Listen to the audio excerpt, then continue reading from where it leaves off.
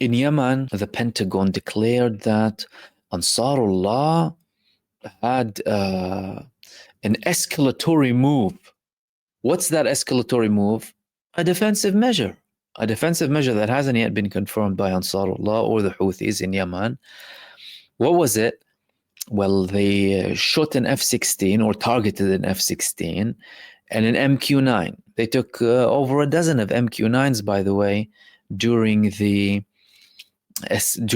genocide in Gaza, because the United States and the United Kingdom, they led the genocide coalition to support Israel, a genocidal entity, against Yemen for standing up against this genocidal entity. And they were attacking Yemen and the Yemeni people. But now things have quietened down. So why is the United States still there? What's the problem? I thought that the problem was the Red Sea and making sure the trade goes and although Ansarullah said they're only targeting Israeli-linked ships. And of course, the United States and Britain put themselves in the abhorrent position of protecting a genocidal entity. So they started to face the consequences from Yemen. But a representative from Ansarullah, he responded. He made a response. What did he say? He said, well, firstly, I find it strange that, they're talking about an escalatory move. It's perfectly normal for Yemen to protect its sovereignty and territorial integrity, despite the fact that we still didn't have a confirmation officially from Ansarullah to carry out these defensive measures. So he's finding it bizarre. It's like, what do you mean you're coming to Yemen and you're calling it an escalation when I protect my land? And that's very important because that's their whole approach. Like Israel itself, they want to portray it in the minds of the people that violence is not problematic when it comes to them. Their use of violence is valid. The use of other people of violence is invalid. It's important for people to understand how they work and how they try to manipulate the people. They don't condemn violence. They don't have a problem with, not just violence, they don't have a problem with mass scale slaughter. They don't have a problem with genocide, mass murder, mass terror, kidnapping, beheading, infanticide. They don't have a problem with that. So long as it's them who are doing it, or their little pathetic genocidal entity in the region representing them. Isn't Israel always saying, we're a representation of, the Western values in the region? We're the only democratic state, and the Western establishments are still supporting it. Therefore, they're collaborating together. So they don't have a problem with any of that. But they have a problem when the victims defend themselves. Oh, then they start to label them and they can't be there and no one should challenge us. So the man is raising the most valid point from the beginning. What do you mean escalatory move when I'm defending my airspace? That's Yemeni airspace, ya habibi. You don't come to Yemen. Don't attack Yemen. Simple. We're going to defend Yemen. However, what does that indicate? That indicates that the US-British Zionist aggression against Yemen hasn't stopped. As a matter of fact, Britain was carrying out spy missions, reportedly, was reported in declassified, against the resistance during the ceasefire. The United States is leading these aggressions against Yemen now. Why? Well, they have a problem. And that problem is called having a force in Yemen that is able to stand up for us. They don't want someone to stand up for them. And the fact that they stopped now doesn't solve the problem for the militaristic oligarchy of the United States and its proxies across the world. Meaning, well, I need to find a solution for Ansarullah. I need to take them down. How am I going to take them down? I need to keep an eye on them. I need to keep an eye on them during the ceasefire. I need to keep an eye when there is a de-escalation. And by doing that, the United States is proving again its warmongering nature and its contempt for international law, total disregard for other nations as well. And combined, of course, with the aggression against Palestine, Lebanon, and Syria, both U.S. and Israel, primarily, of course, alongside their allies, and the allies, that don't like to say much, but act very loyal in a very loyal manner, with them, like Britain, against the people of the region. Okay, they are the main contributors of instability and lack of peace and the spread of terror and violence. Why? Well, the rabid psychopathic dog leading the state of Israel is escalating on so many levels. He's escalating in the West Bank. He just went out of a genocide in Gaza, still breaching that ceasefire in Gaza. 50,000 people were forcibly expelled from their homes in Jenin. That's the West Bank. And guess what?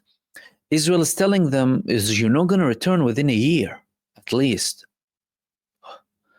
They're occupying points in Lebanon. They're saying we're not going to withdraw because we need to make sure that everything is enforced.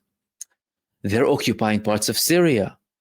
And now they're saying, oh no, Syria, they shouldn't even have military presence in South Syria. And we're going to stay here for an undisclosed period of time. Why are they doing that? They're doing that for two reasons. Number one, to cover up, again, the military humiliation and failure against the Palestinian resistance. That's number one. Number two, it's a continuation of their true nature. A neo-colonialist, supremacist, violent entity of terror, imposing its will on everyone in the region. A very extremist, racist, violent minority planted by Western powers, imposing its will through mass terror against the people of the region. That is Israel. This is how it was founded. And that's problematic. Now the question is, if the United States is indeed looking towards de-escalation, because there are contradicting signs, and you need to try and read between the lines to understand, where things could go. The United States, on one hand, if we talk about Syria, well, Trump, before his abhorrent statements about Gaza, although he already made U-turns, he said, I want to be, written down in history as a peacemaker. He's withdrawing from Syria. Okay. Israel is complaining. Why are you withdrawing from Syria? What do you mean withdraw from Syria? We thought we have a deal here. We have the SDF, the biggest chunk of Syria in the northeast. You need to stay there. We need to build a coalition with them. And they complain to the United States. So they're withdrawing and they're supporting a ceasefire. But they're having statements far, far more different than the actions on the ground. Iran took down one of their UAVs several weeks back, and they didn't respond. They didn't even report it. They didn't confirm that it was taken down. Again, showing weakness against Iran. But in the media, it's all, oh yeah, they can't, and we will, and they will leave Gaza, and we're going to control. Contradictions.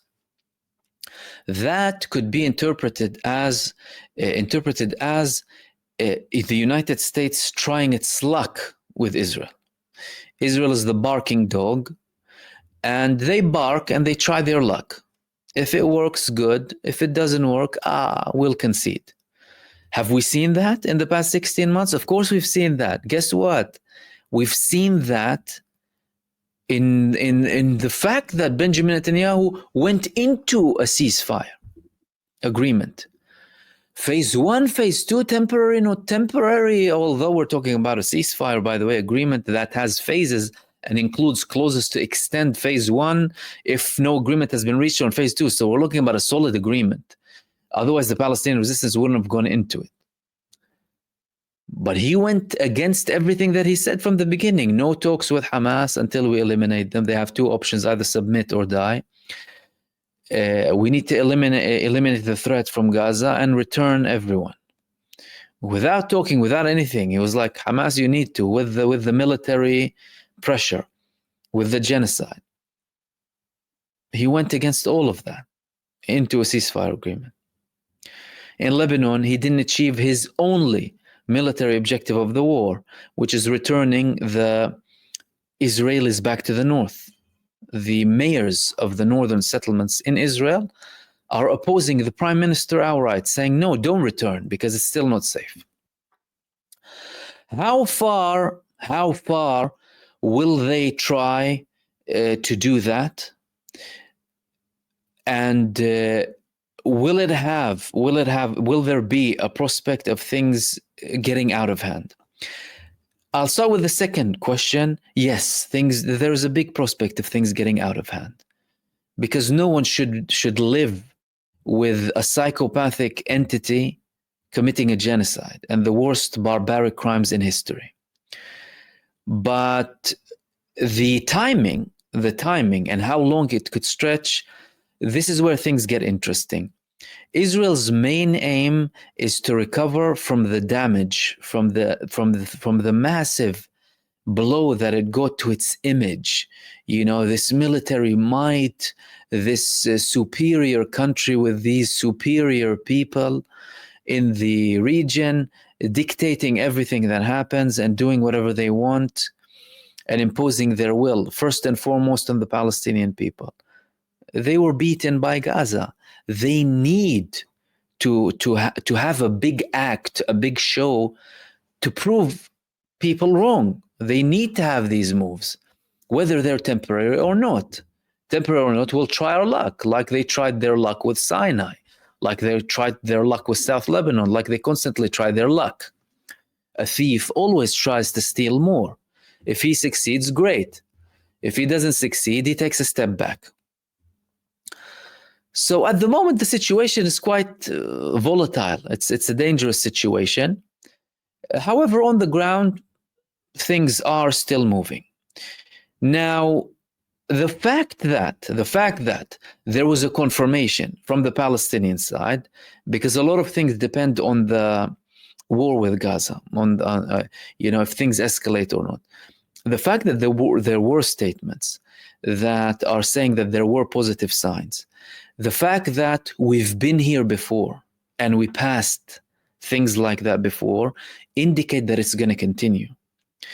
For example, Israel is now delaying the release of these 600 Palestinians. They previously delayed the people from going back to the north. They delayed the implementation of the ceasefire. They delayed the release of Palestinian prisoners before. They delayed aid getting in. They did not comply with many of the ceasefire agreement clauses or humanitarian clauses. But things moved forward. These are indications that, okay, there could be an actual solution. And after things settle slightly and Israel tries to regain or believes that it actually did regain its image as a country that is both legit and powerful in the region, they can start conceding, start to kind of withdraw from certain parts in the area.